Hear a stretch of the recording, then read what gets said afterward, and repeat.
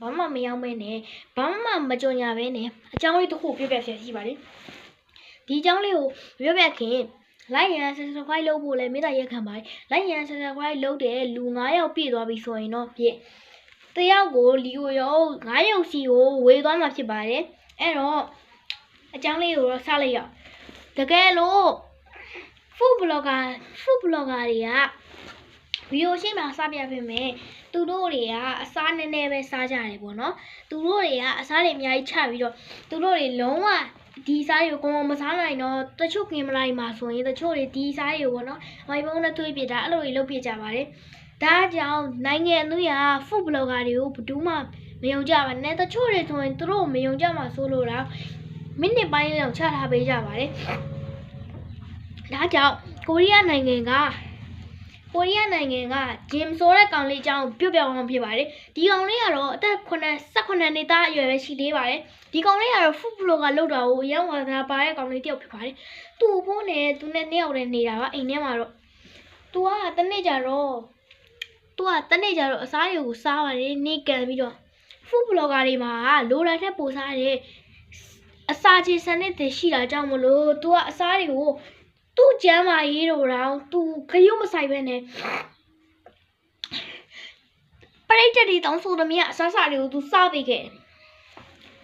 ဒါပေမဲ့တနေ့ကျတော့သူကင်မရာရှိမှနေစားတော့တွေစားတာမှားပြီးမူးလဲသွားတယ်ဒါပေမဲ့သူဆေးရုံကိုတင်လိုက်တယ်သူ့ကိုပြပြချက်ရတော့သူ့ညီလေးကအစားတွေကိုလွန်ကျွံအောင်စားမိပြီးသူ့ကျမ်းမာရေးကိုထိခိုက်သွားတဲ့အတွက်ကြောင့်တတ်မရှိတော့ဘူးလို့ပြောပြကြပါတယ်ဒါပေမဲ့ဒီအကြောင်းအရာကြီးကအခုချိန်ထိအဖြစ်ဆိုးနေနေရှိပါသေးတယ်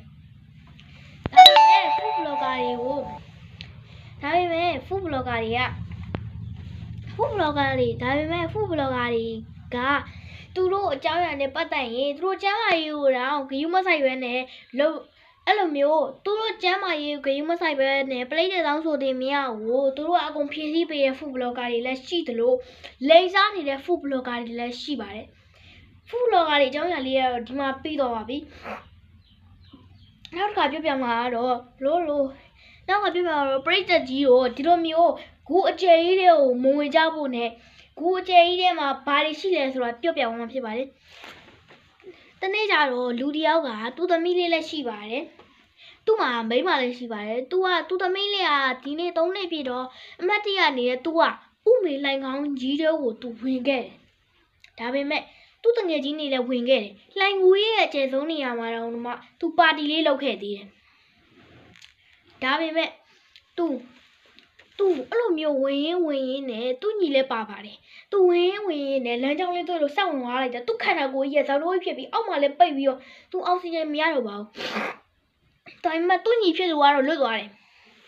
သူ့ညီဖြစ်သူကတော့ကယ်ဆယ်ရေးတွေကိုအကြောင်းကြားတယ်ဒါပေမဲ့ကယ်ဆယ်ရေးတွေကနေရာနေကိုဖြိုပေးဖို့လဲသူတေဝမ်းမှဆိုးလို့မဖြူသေးဘူးအဲ့ဒီအချိန်မှာကယ်ဆယ်ရေးဆွဲထုတ်ဖို့လဲလုံးဝမရဘူးဒီအချိန်မှာပဲဒီလူလဲတက်ရှုကျက်ပြီးတော့ပိတ်တက်ကြီးတို့သိရတဲ့အတိုင်းပဲလူခန္ဓာကိုယ်ဆိုတာကမဆိုင်တဲ့နေဖို့ဆိုပြီးတော့တီးဆောက်ထားတာသိကြပါတယ်ဒါပေမဲ့ဒီလူကဆောက်ထိုးဖြစ်နေတော့အိုရေကလီတာတွေကသူ့အတန်းနှုတ်သားကိုသွားဖိတို့ဖြစ်ပြီးတော့အခုလိုမျိုးဒီလူကလှိုင်ကောင်းလေးထဲမှာဆောင်းသွားပါတယ်ဒါပေမဲ့ဒီလူရဲ့အလောင်းအောင်တော့ဘလို့မှမထုတ်နိုင်တာကိုဒီတဲ့အတိုင်းပဲဒီလူရဲ့အလောင်းအောင်တော့ဘလို့မှမထုတ်နိုင်ပါဘူးဒါပေမဲ့သူ့ညီဖြစ်သူကတော့လွတ်သွားပါတယ်သူမိမနဲ့ကလေးကတော့စိတ်ထိုင်ရအကြီးကျယ်ရောက်သွားပါတယ်ဒါပေမဲ့ဒီကိုအဲ့လိုဖြစ်ပြီးတဲ့နောက်မှာပဲပိတ်ပင်လိုက်ကြပါတယ်ဒီကိုနောက်ထပ်ပြောရမယ့်အကြောင်းအရာလေးကတော့ Roblox ဆိုတဲ့ game မှာဒီ Roblox ဆိုတဲ့ game ကတော့အသက်8နှစ်အရွယ်ကလေးတွေမစော့တင်တဲ့ကလေး game တစ်မျိုးဖြစ်ပါတယ် game တွေကတော့အကြောင်းအရာတွေကိုအကုန်ဖြည့်ဆည်းထားပါတယ်ဒါပေမဲ့ game ရဲ့နောက်ွယ်မှာတော့ကောင်မလေးတယောက်ကသေသွားတယ်ဆိုတဲ့အဖြစ်အပျက်ကြီးကိုကြားခဲ့ရပါတယ်ဒီကောင်မလေးကဘယ်လိုဖြစ်လို့သေသွားလဲဆိုတော့တနေ့ကျတော့သူဂိမ်းဆော့နေနေ YouTuber ကောင်မလေးတယောက်ပါသူတနေ့ကျတော့ဂိမ်းဆော့နေနေဖုန်းထဲမှာကောင်လေးတယောက်နဲ့တွေ့ခဲ့ပါတယ်ချက်ချင်းသူတို့တွေလည်းစကားတွေပြောရင်းနဲ့ရီးစားတွေဖြစ်သွားလို့ရီးစားတွေလိုဖြစ်သွားကြပါတယ်သမီးရီးစားနှစ်ယောက်လည်းတနေ့ဖုန်းတွေပြောတယ်တနေ့ကျတော့သူ့ကိုညားပံမှာအောက်မှာချိန်ခဲ့တယ်သူထွက်ကြည့်လိုက်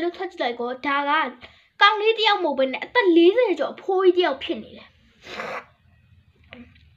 သူဒါပေမဲ့သူ့ကိုအဲ့အဖိုးကြီးကဖမ်းခေါ်သွားပြီခု ယခုအချိန်ထိသူလည်းပေါ်မလာဘဲနဲ့သူပျောက်သွားတဲ့သတင်းတွေပဲတွေ့ခဲ့ရပါတယ်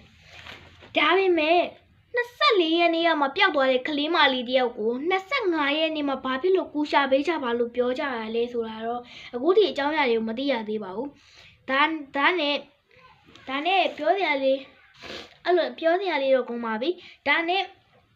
ပြောစရာလေးတော့ကုန်ပါပြီဒါနဲ့တော့ထပ်ပြီးပြောစရာရှိပါတယ်ဒီလိုမျိုးကြောင်ကိန်းတွေကိုခဏခဏစော်ဘူးကြမယ်ထင်ပါတယ်ကဲကြောင်ကိန်းတွေကဘလို့ဖြစ်ရဆိုလို့ရှိလဲဆိုတော့သူတို့ရဲ့မျက်စိမှာကင်မရာလေးတက်ထားတာကြောင့်လူတွေရဲ့ပြောဆိုကိုသူတို့သိပါတယ်ဒါကြောင့်ကြောင်တွေကလူစကားပြောရင်ပြန်ပြောနိုင်တဲ့စွမ်းရည်တွေရှိပါသူတို့နောက်ွယ်မှာကင်မရာတက်ထားပါတယ်ကဲနောက်ပြီးတော့အကြောင်းအရာဖြစ်ရင်ဓာတ်ခိန်းဆိုတဲ့လူအကြောင်းပြောအောင်မှာဖြစ်ပါတယ်သူကတော့လူသက်သမားဂိမ်းတွေကိုကြည့်ပြီးတော့စိတ်ဖောက်ပြန်သွားတဲ့ကောင်လေးတယောက်ပဲဖြစ်ပါတယ်။တကိန်းကသူ့မိဘတွေနဲ့ကွဲသွားစပြီးတော့သူတယောက်တည်းအိမ်မှာကျန်ခဲ့ပါတယ်။အဲ့ချိန်တုန်းကထွက်ရှိခဲ့တဲ့လူသမားစာအုပ်တွေသူဖတ်ပြီးတော့စိတ်ကလေးဖောက်ပြန်သွားခဲ့ပါတယ်။ဒါကတော့သူလူတွေကိုတက်ပြီးတော့မျက်နှာဖုံးတွေလူအလောင်းခုံကြီးတွေချုပ်ခဲ့ပါတယ်။သူနဲ့စကားများတဲ့ဆိုင်ရင်ဖွားကြီးကိုလည်းလူအရိုးကြောင်ကြီးဖြစ်ချုပ်ပြီးတော့အသားတွေသူမျက်နှာဖုံးတွေဝတ်ဆုပ်ခဲ့ပါတယ်။မျက်နှာဖုံးတွေဖြင့်ချုပ်ပြီးဝတ်လာတဲ့အပြင်အင်ကြီးတွေချုပ်ပြီးဝတ်လာတဲ့အပြင်သူ့ကိုရဲဖမ်းပြီးဝတ်တဲ့အခါမှာသူကလူပေါင်း18ယောက်ကိုတတ်ပြီးပြီလို့ကြားပါတယ်။ကဲဗီဒီယိုလေးကတော့ဒီလောက်ပါပဲဗီဒီယိုကိုအဆုံးထိကြည့်ပေးတဲ့လူကြီးမင်းများအားလုံးကိုကျေးဇူးတင်ပါတယ်လို့ပြောချင်ပါတယ်